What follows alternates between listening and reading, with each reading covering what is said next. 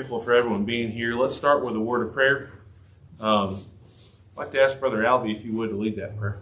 Heavenly Father, we thank you for this day, the Lord's Day. Thank you for the health and strength and ability to be here this morning to learn how we might serve thee better. Pray for students to teach us the class that we be able to say those things you'd like to say in the way you'd like to say them. May we glean the most good from being here together. Thank you for thy Son Jesus, our Lord and our Savior. Thank you for the fact that he gave himself a sacrifice for the sins of this world, our sins included. Father, we acknowledge our sins before we ask forgiveness. We ask for strength to overcome the world without us overcoming the world. And one day heaven might be our home. Father, bless those that are sick, those that are afflicted, those that are injured, those who would like to be out serving this morning that are unable. May thy rich hand of blessing be with each and every one. Father, where we fail thee, please forgive us. In Christ's name. Amen. All right, we're looking at lesson 18. We are on page 73 with that. And we're in review of the book of Joshua. Last Sunday, I erroneously said that we would be going over this Wednesday night, and then sing night happened. So,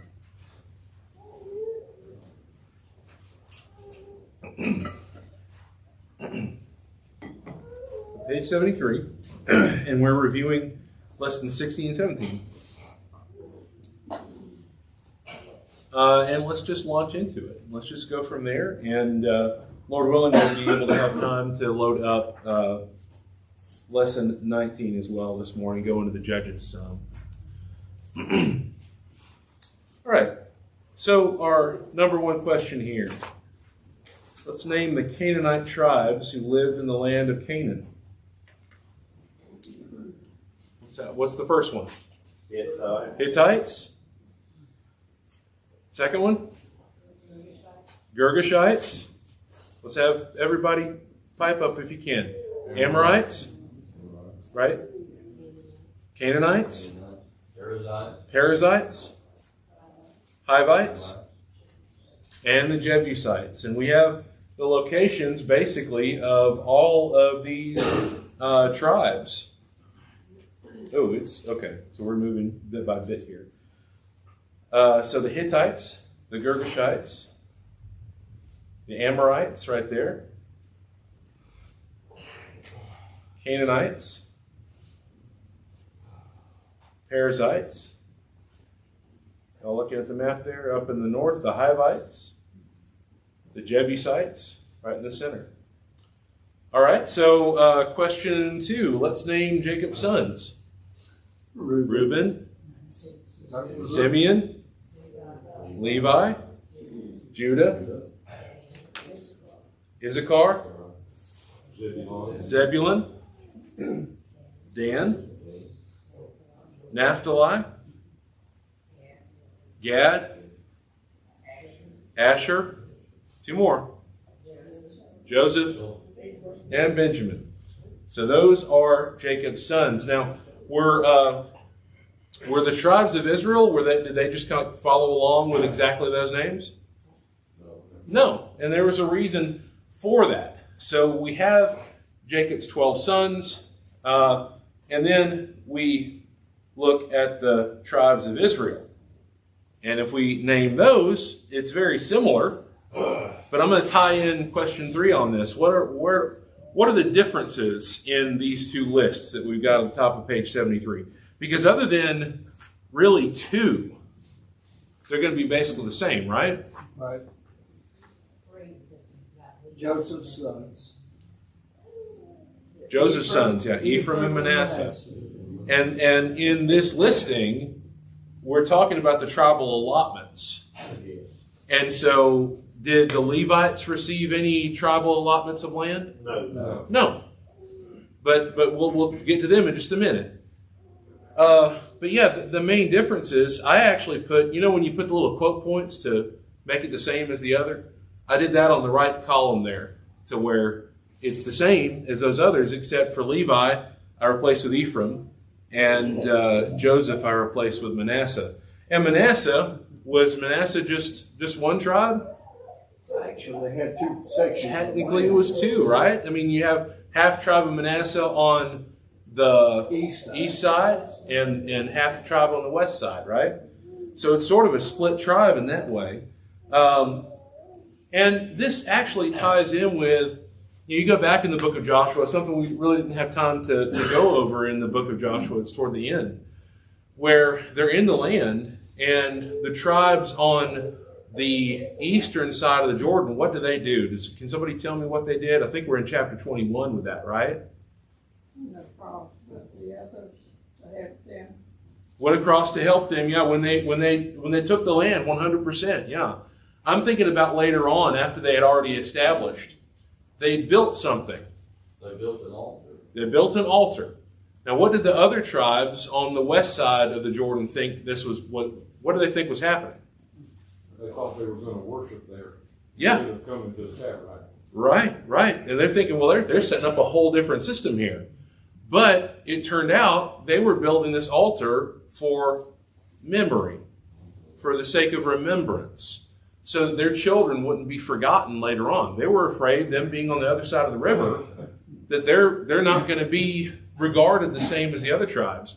And that's a beautiful story. It's one of the most beautiful stories of the Old Testament to me, because you have a misunderstanding, but then they work it out because they're willing to listen to each other, and they work it out and understand, okay, well, yeah, of course, this is, if it's an altar of memory, then that makes sense. So here are our locations for the various tribes, and again, I want to really stress, don't be intimidated by thinking we have to literally memorize every location of all the tribes. But I will say, if you consult this through your Bible reading, again, it's going to really help. It's going to really help all throughout your Bible reading to kind of know the regions that these tribes were traditionally from. And another thing that really helps too, I mentioned in the sermon last week how the people were commanded that they were not to sell their land, that the land was to be, go down through family ties and through family inheritance.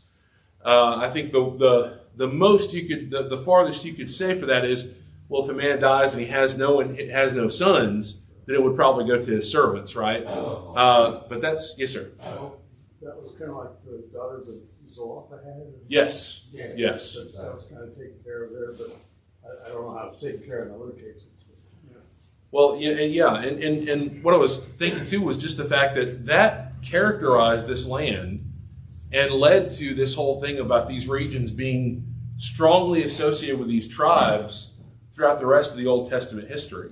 Even though they weren't faithful to God, and surely there are many ways that they disobeyed Him in terms of the land. But the regions here are really helpful for us to know. So again, we talked about the differences in the two lists about Levi and Joseph, and then Ephraim and Manasseh in the land allotments. Let's ask the question now: why was Levi not given a specific territory among the tribes? Priestly tribe, for one thing. Priestly tribe? They would be judges for all kinds of stuff. Ken? They inherited the Lord, which is The Lord was their inheritance. Yeah, that's it. The service of the Lord was their inheritance. Yes. So the Lord was their inheritance. The service of God was their inheritance. God wanted their focus to be on the work that He had given them to do. And of course, not all the Levites were priests, but all the Levites had some function in the worship and in the teaching of the law. And so what they were supposed to do is to be available all throughout the land, to be people who someone could seek out if they needed some insight about what the right thing to do concerning the law was. And so, yes, sir. They were also the government. Yeah, essentially, because this was supposed to be a literal, we talk about theocracies today. This was a literal theocracy where God was supposed to be king and He was supposed to rule them. And so you had judges throughout the land. There are aspects of that I think are important because remember Moses judged the people, and Moses was a Levite, so that's an interesting thing to consider too. But they were given 48 cities, right? 48 cities. And out of those 48 cities, 6 of those cities were cities of refuge. That was Kadesh, Shechem, Hebron, Bezer, Ramoth Gilead, and Golan. And here are the locations of those. You see Hebron right down here. And some of these are very helpful for us to remember, because we go back, Abraham had some run-ins in Hebron, right? And then Bezer over here, Shechem, Ramoth Gilead, Golan, Kadesh. And where's the 6th one on this map? 1, 2, 3, 4, 5. Oh, no, it is 6. I was counting only 5. Anyway, I want us to note something though. Wherever you are in Israel, these places were not far. And certainly with the cities of refuge, well,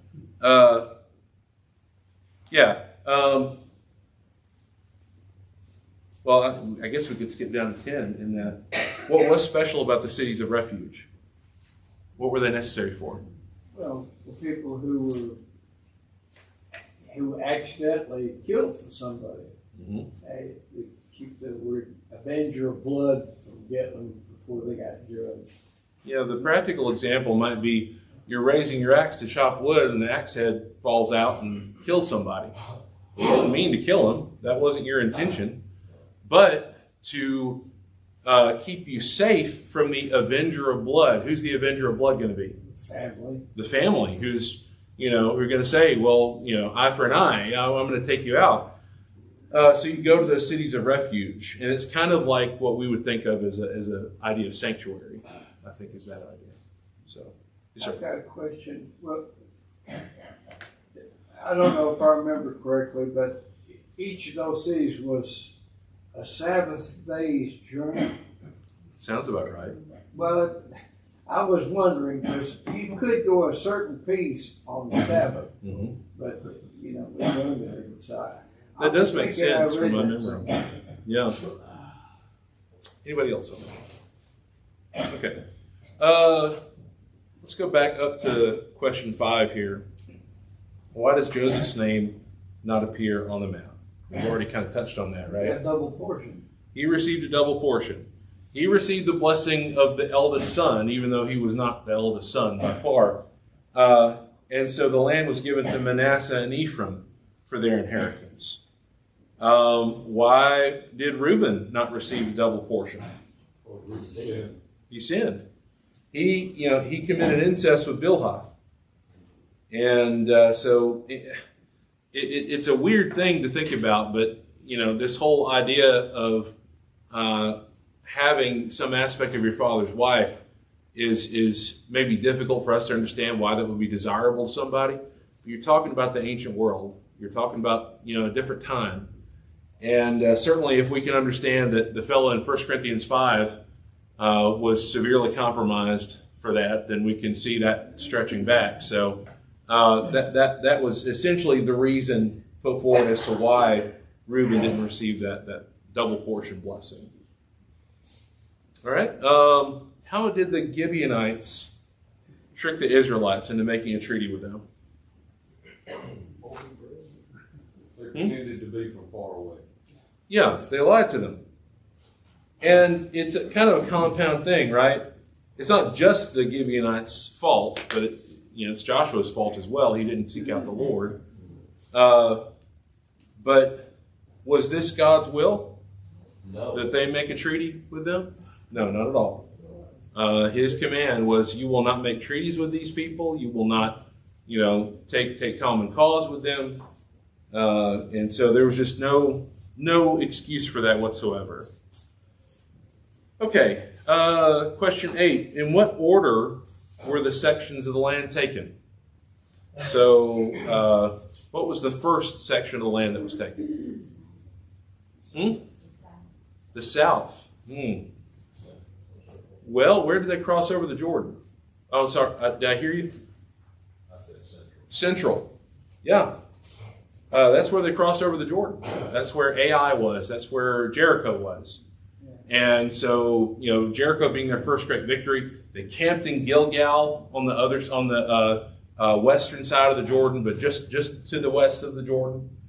And then their campaign did indeed take them to the south, second, right? And then process of elimination, they go up to the north. And remember, in our coverage of that, we talked about how most of that was Joshua just taking advantage of the disorganization of these kings. And what they did was they came into the land and just knocked out all the major sources of authority. And at that point, it's kind of like you got your hardest work done for the day. Now you got all the easy jobs to take care of, or the things that you really want to do. But sadly, we're going to talk about that in just a little bit, that they didn't actually follow through with that ultimately. Why was Moses distressed when the tribes of Reuben and Gad asked for their inheritance? Figure they would do anything. They wouldn't fight across the hill. Absolutely. And that's Sister Danley mentioned that just a minute ago. He was afraid they didn't want to fight for Canaan, and they would just kind of stick with their land. And what's interesting is they were the first ones to receive their inheritance. They received their inheritance actually a good bit before they marched over the Jordan. So it's interesting to see. Where was the tabernacle set up? Shiloh. Shiloh is very important as we move forward in the Bible. There's a point in 1 Samuel where the ark is taken by the Philistines. And actually the Chronicles help us out a lot here because, and other prophetic literature helps us out by God essentially comparing later judgments with the judgment that took place at Shiloh. Something had gone severely wrong with the people and their faithfulness. And it was in this time when Samuel was young that the Lord, it seems that the Philistines came and just destroyed Shiloh and likely destroyed the tabernacle and took the ark. So you think about that and how we don't have anything about that in Joshua, of course, or we don't have anything directly in 1 Samuel about that. But that location being important in that way, that's just another judgment that we can add. When we look all through the Bible and we look at God's judgments upon his people, and we can add Shiloh to that, because it's very clear that's what happened there. So that was where the tabernacle was set up. That's where the people would go, to Shiloh. And as I mentioned, the destruction of it is not going to be for a number of years, 100 years after that. But where were Joseph's bones buried? Shechem. Shechem being a very important location. What was Shechem in terms of the story of Abraham? Oh, they bought the cave of Machpelah. And he and I think Sarah was there, right? Yep. What else? Earlier than that? Is that where he wrestled with the angel? Boy, that's a good question because I haven't looked at that with. Yeah, Jacob did, but I'm curious about if that was the location though. I'd have to go back and look at that. Shechem, the first place that Abraham lived in the land. There you go. That's what I was thinking for. That's what I was thinking about. Was that was the first place that Abraham came and stayed. But that's a good question about wrestling the angel. I haven't. I'm trying to remember that. I think he was in the south. Okay. I appreciate that. So, but good discussion all. Because, Shechem, again, very, very important place. And I believe it's in Shechem where Joshua calls everybody toward the end of this book. Let me double check about that real quick.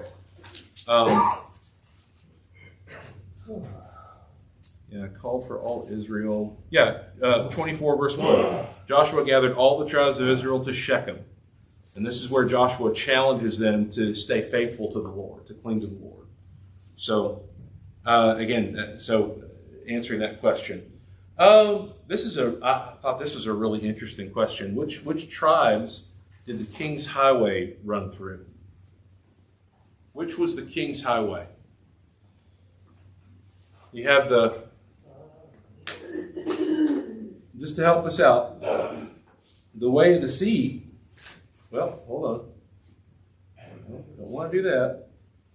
No. I ruined it. The way of the sea went up through here, right? Right. And then you might think the King's Highway goes up through Jerusalem, but it doesn't. That's actually the way of Shur. And then you have over here, Reuben, Gad, Manasseh. Reuben, Gad, Manasseh. The King's Highway was this way. So, yeah. But I gave it away with my technical problems up here anyway. So yeah. Which tribes had a portion of the valley of Jezreel? The Jezreel Valley. Mm-hmm. Mm-hmm. Asher and Naphtali, right? That's up there. And if you note, that's basically in the region of what would later become Galilee. And remember, in our maps at this point, it's called the Sea of Chinnereth, but later it's going to be called the Sea of Galilee. So right there would be Sea of Chinnereth, and this was their portion there. And I think we already touched on this. Which tribe received land on both sides of the Jordan River? Manasseh. Which tribes would be the first to feel an attack from Moab or Ammon? Yep, Reuben. What about Gad? Well, Gad would feel it eventually, I guess. But Reuben would be the first. I don't think they'd be able to strike both at the same time. So it would be Reuben. How about an attack from the southern coastal plain? Who would feel that first? Simeon? Yep. Judah and Simeon. Those would be the first. How about an attack from Mesopotamia? I would say the one of most most easterly would be Reuben and Okay. Manasseh because they're closer to Mesopotamia. Of course, you got the Fertile Crescent above them. Yeah. On the north. So, Yeah, I think it would be really hard for them to get through the desert directly. well, But and that's where like the geography is very helpful for us because the imagery, even in the time of the prophets, when God talks about invaders coming from other lands, they always come from the north. You know, the Babylonians, the Assyrians, and all of that has that language in it. And even in Revelation, that same language is used, talking about those who will come down and attack the people of God. So Manasseh is going to be the first, really, to feel that. Because if they're coming down through the way of the kings, down through this region, they're going to be hit first. Unless they somehow divert over this way. They could, but... all right, how about Egypt? Who's going to feel an attack from Egypt? Simeon and Judah. And then Edom? I think Simeon and Judah again. Because I think the tough part there is, if they wanted to attack Reuben, you would assume, like I was going to guess Reuben. But, they'd have to go through Moab to do that. So they wouldn't be necessarily marching through there. All right, so let's try to put the following events into chronological order. This is a fun thing to kind of test our memory here. Before we get Oh, sure. into that, we asked about David wrestling with the angel that was actually at the Jabbok on the eastern side of the Jordan River. It was in the central portion of the land near Shechem, but it was due east of Shechem and Canal. Thank you so much for checking up on that for us, Jeremy. I appreciate that. Jeremy, Stephen also checked up, he called the name of the place according to chapter 32, verse 30, Peniel, right? Yeah, Peniel. Yeah. I have seen God, chapter verse 30, I have seen God face to face in my life on earth. Mm-hmm. All right. Well, what's the first event in this list? Creation. So easy, right? Yeah, real easy. Second one after that, the flood. Number 3, Tower of Babel. Number 4, promises to Abraham. Number 5, Joseph sold by his brothers. Number 6, Jacob's family moves to Egypt, which leads us to number 7, Egyptian bondage. And after that, God wanted to free his people, and so we have number 8, the plagues of Egypt. And after freeing them from that, what do they go through? Number 9, crossing the Red Sea. And then after that, he takes them to Sinai, and what does God do? God makes a covenant, number 10. And then, skipping over some things there, eventually they get close to the promised land, don't they? And who do they send into the promised land? 12 spies, number 11. And but the people are they ready to take the land? Do they have enough faith to take the land? No. No. They're wandering. Yeah, years of wilderness wandering. And the sad thing about that, too, is if you go back and remember, they tried to take the land after they repented. They, oh, no, we should have thought that. They tried anyway and failed miserably. Yes. So that was the sentence declared upon them. And so then that wandering in the wilderness, that generation dies off.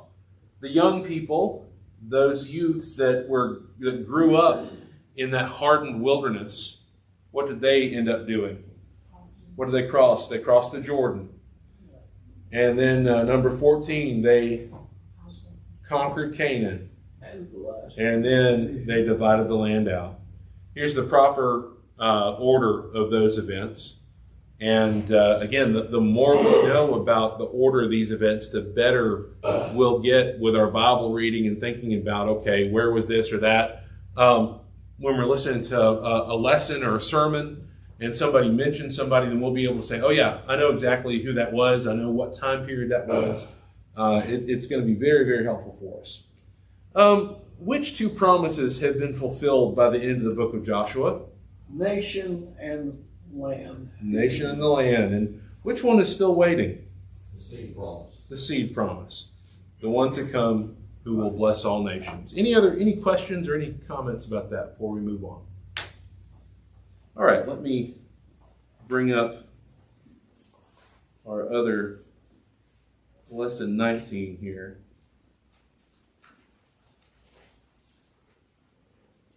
The early Judges. And so we're covering basically Judges chapters 1 through 10. I'm on page 75.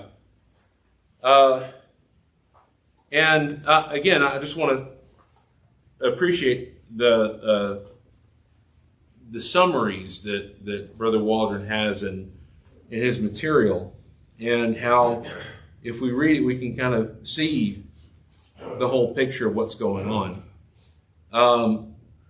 Each family had its own plot of ground, had its farm to use. This wasn't through their own work or their own blood per se. It was through God's grace that they received these things. They received their inheritance. And therefore, you would hope and you would think they would be grateful and they would just keep serving God and be faithful to Him forever. But that's not what we find in the book of Judges. What we find in the book of Judges is something very, very, very different. If we go back and think about our books of the Old Testament, we have 5 books of the law called the Pentateuch. And then this, really, Joshua is the beginning of the books of history that stretch until you get to Job and Psalms and so on and so forth. The period of Judges covers about 300 years. So we're looking at about 1350 to 1050 BC. And keep in mind, the Judges do not end with the book of Judges. there are, I believe, some judges that we just don't know about, that we don't even really necessarily have their names. When you get down to the end of the book of Judges, you've got Samson, and then after that, it kind of trails off. By the time 1 Samuel comes along, you have Eli, who's judging the people. And then after that... Well, his sons were evil judges. Right. But who judged Israel after Eli? Samuel. Samuel is the last judge of Israel. And when Samuel dies, we have in the Bible, he judged Israel and talked about the number of years, which I don't have on my mind right now. So the judges themselves, this is a period of time where God is bringing about his will with his people, but the people are resistant to embrace his will. And so when we talk about the judges and think about who they were, these were people who God set forward or put forward to judge the people. Now, very often what we find is, and I think one of the core of the book of Judges is when we understand the cycle of sin. And I've had that up here before. I didn't put it in this one because I didn't want to bog us down too much in it. But it is this sense of the people are faithful, they rebel against God, someone comes to afflict them, some other nation or some other power. God hears their cries, sends them a deliverer in the form of a judge. The judge saves them, and then they're faithful to God again, and then the cycle starts all over. So they possessed the land of Canaan under the leadership of Joshua. And all the time Joshua and the elders that were serving with him, all the time they were alive, they were faithful. What a golden age. What a time to think about how they fulfilled what God had commanded them, and they had a new beginning. This was, I think this is a great parallel in the Old Testament to our salvation in Christ. What do we feel when we rise up from the baptismal waters and we find within the next month or so that our life is completely changed, and we can see and understand, things that we might have been terrified of before, we're not really terrified of anymore. And I'm not saying it's some magical change that just fixes everything, but I think it does have an effect upon us. There is something going on there that God knows. So I'm saying that because the parallel here is that God had intended them to live faithfully and to live safely within this land. But they failed. They failed in their commands. The land promise was fulfilled in Joshua 11. We find that. And they entered the land, they conquered it, but it was the little and little that caused them to stumble. Joshua told the people before his death that if they failed to finish the task set before them, there would be severe consequences. That the people in the land would dominate them, would destroy them from inside out, basically. And there is something here, I think, that's a general consideration that is very helpful for us. God didn't have these things. God didn't even, I believe, command these things on a racial basis. Some people take this and twist it to think that, well, this is about, he didn't want the intermixing of the races between Israel and the other lands there. I just don't think that makes any sense at all. The consideration was not a physical consideration. It was a spiritual consideration. It was the undue wicked influence that they would have upon them. It's why we tell young men and young ladies, hey, when you get ready to date and you're talking to somebody, marry a Christian. Don't just settle. And I'm not saying that in a sense that to vilify people who have. I'm just saying that that's the goal, right? And we want to have that for those who are making those decisions, because you will avoid a lot of problems later on. And if they had listened to the warnings and destroyed the rest of them, rest of these tribes, their entire history might have been different. But time passed, and few additional Canaanites were destroyed. We remember, I think Caleb did his job, didn't he? I mean, Certainly Caleb was one of those we can look at and say, yeah, that guy followed God's commands. But many of them didn't. Some tribes complained about the Canaanites within their borders, And Joshua urged them to join forces and destroy them, but they didn't. So isn't that sad? How they whine and complain about something, but they're not willing to take care of it. Yes, sir. When they conquered the land, they threw the whole force against whatever they ran into. Mm-hmm. And once they divided that land, it seemed like the tribe the Canaanites were living in, they would try to subdue them when they were able. Mm-hmm. All they, as Joshua says here, all they had to do was join forces. If they had 600,000 plus soldiers, there wasn't a city in that area that would withstand the whole force. Well, you wonder why they weren't smart enough to see it. Yeah, absolutely. So again, I think we touched on this last week. Was that a failure of God that they didn't do that? No. No, it was their failure. It was their failure. God fulfilled his side of the promise. And so eventually these families went beyond just having these sort of hostilities. I mean, you think about it,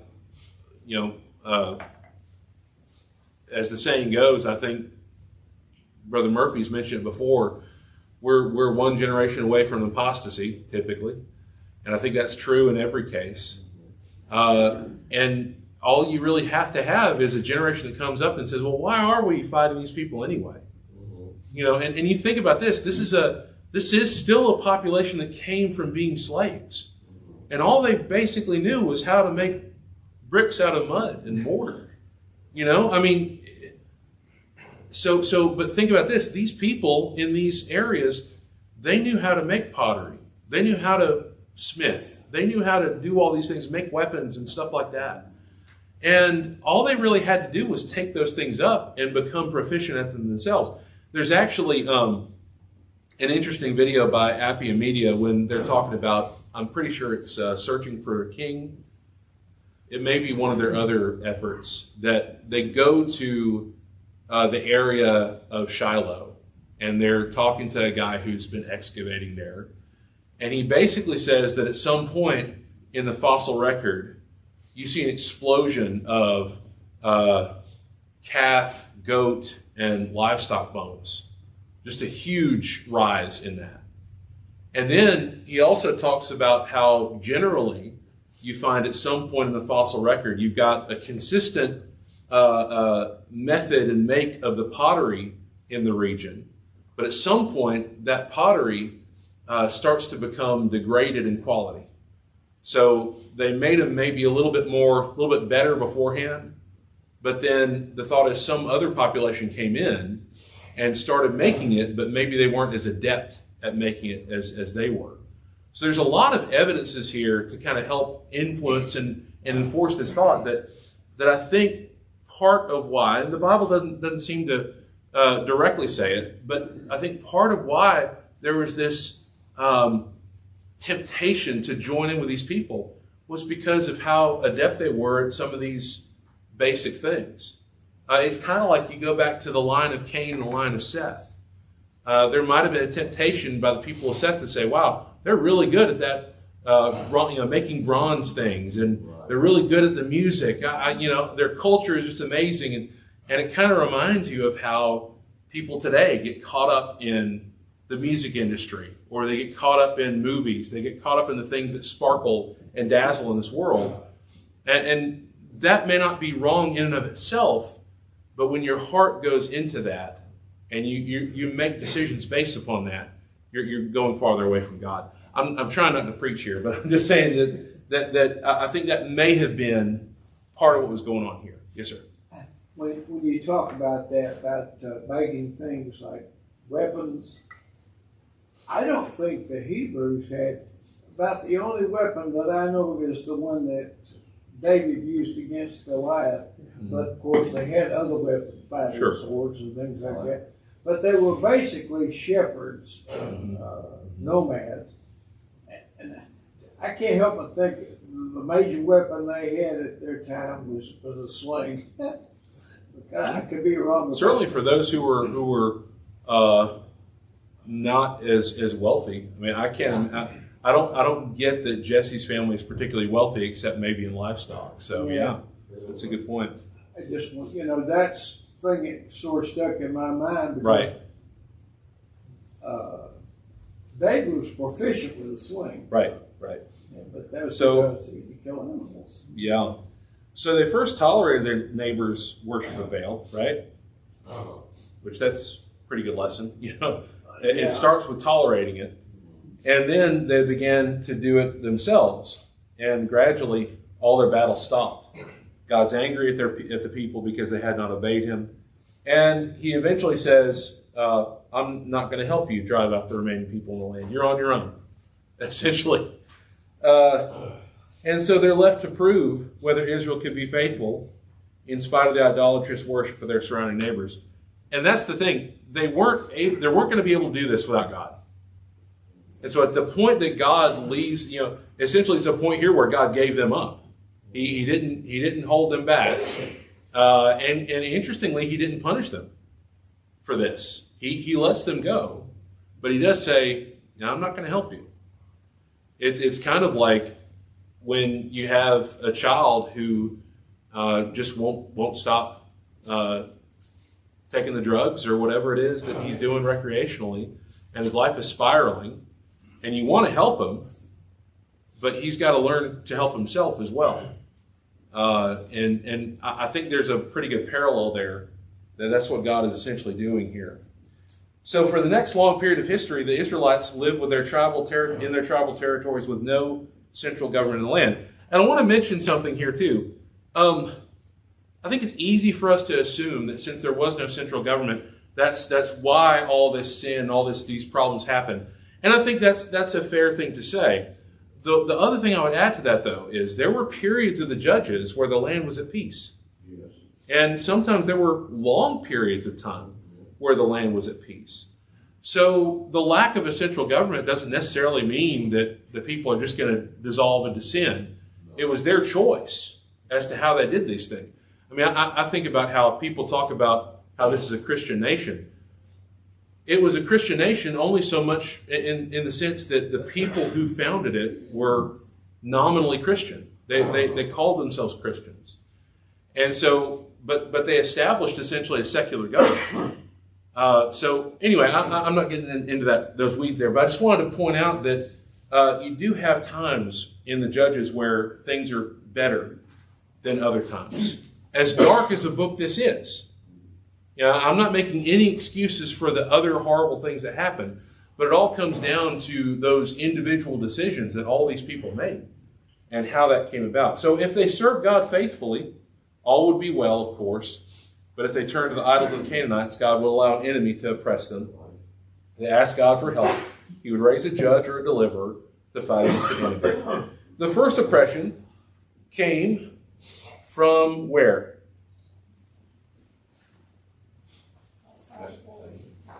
Mesopotamia. We're up at the top of page 76.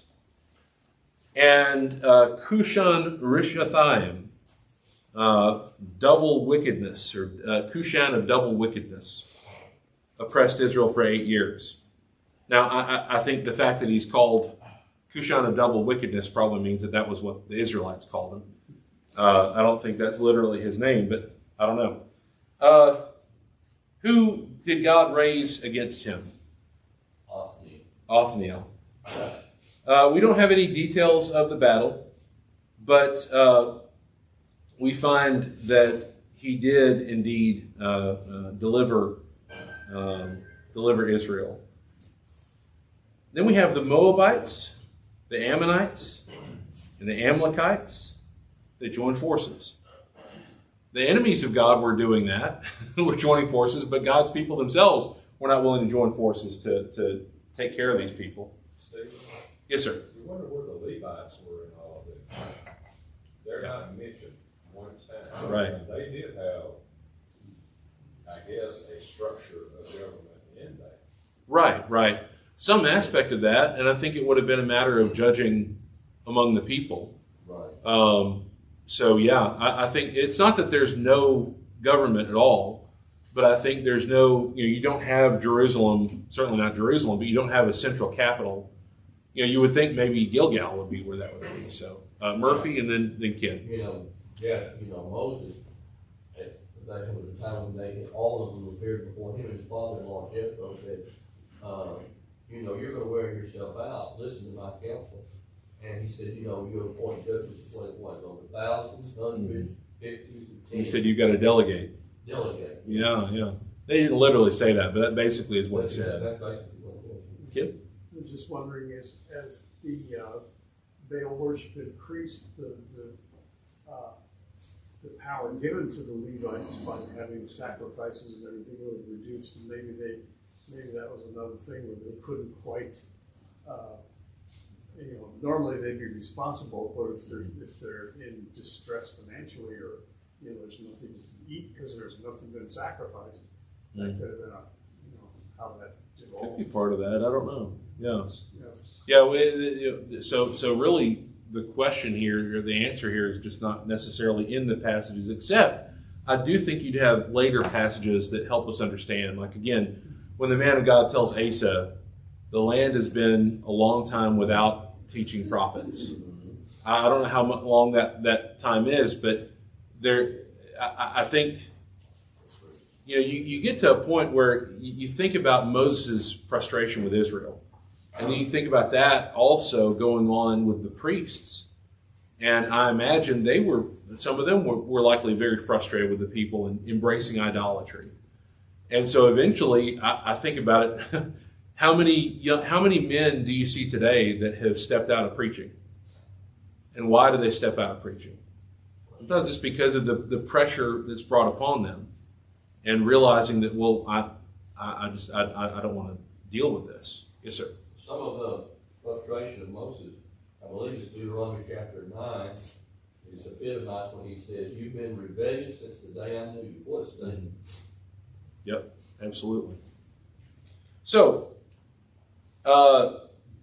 this force, this triple threat, I would say, took the city of Jericho. It's a pretty big conquer, right? But then, who delivered them? Ehud. He killed Eglon, king of Moab, rallied the Israelites. He led them to victory, and the land had rest for 80 years. So again, that's a pretty long rest, isn't it? So, yes, sir. I always Ehud, the left-handed gun. Oh, yeah. The left-handed guy, he just saved Eglon. That's a hilarious story, in my Yeah, opinion. very- When you think about very it. funny. Yeah, the moment I always remember is the guards outside just waiting until they get embarrassed. They're thinking he's, you know, taking care of himself in the room there. Yeah. Anyway, Oh, all right. So, but gradually the Canaanites remaining in the land gained enough strength to fight the Israelites again. And they gained control of the valley of Jezreel and oppressed Israel for 20 years. And this is when Deborah judged Israel. It is interesting, you know, the saying, the modern saying is that what does it say? Hard times make strong men make good times make soft men or weak men, and then weak men make hard times. And maybe that's one of the things that happened here. They had peace for 80 years, and perhaps that's what ended up being the case, is that they became weak, because I think that's what's happening here. Now, Deborah lived between Ramah and Bethel. She sent for Barak of Kadesh to gather 10,000 from the tribes of Naphtali and Zebulun to meet the Canaanites at Mount Tabor. But Barak did not have enough faith to go alone. He said, I'm not ready. So Barak has, I guess, a bit of cowardice there. He doesn't have enough belief. He's not strong enough. But he was told the honor then would go to a woman. It's not that he's rejected by God, but he's just simply saying, well, the honor of killing Sisera is going to go to a woman. And but they did win a decisive victory.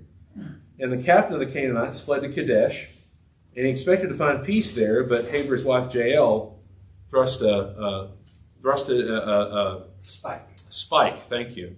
Spike through his head, a peg, nailed him to the floor, basically. So that was the victory. It was a woman that did that. And so again, it's this aspect of the strength of God is able to work regardless of who it is. And he chooses who he wills. But I think especially in that time, you see a weakness in the men there that shows us that he had to to choose a woman. So the Kenites' home territory was in Judah, and we want to notice the location of Hazor, the Valley of Jezreel, Mount Tabor. And we might ask, why did Barak choose his army from these particular tribes? Here's our... Well, the text is kind of tiny there, but there's Hazor. There's the Valley of Jezreel. We can see those places there. And I think primarily he chose them for his own defense. And over time, Gideon would be the next judge or deliverer that God would use to stop the oppression of the Midianites and the Amalekites. The Midianites were sort of a wandering tribe. We remember that Moses went to Midian, right? Right. But by this time, the Midianites are sort of more of a nomad kind of group. And they joined forces together with the Amalekites and with other people to the east to oppress Israel. So you can see the direction there. And then they made their trade up and down the trade routes. And so in this story, they came up the King's Highway. They crossed the Jordan at the ford near Jabbok and stole the crops from the tribes in the central portion of the land. And this happened 7 years in a row, until the Israelites were forced to hide their harvests in caves or any other place. That's what Gideon is doing when the angel of the Lord comes and speaks to him. And so this oppression went southwest to Gaza. Gideon was of the tribe of Manasseh, and the Midianites had camped in the valley of Jezreel and were oppressing them.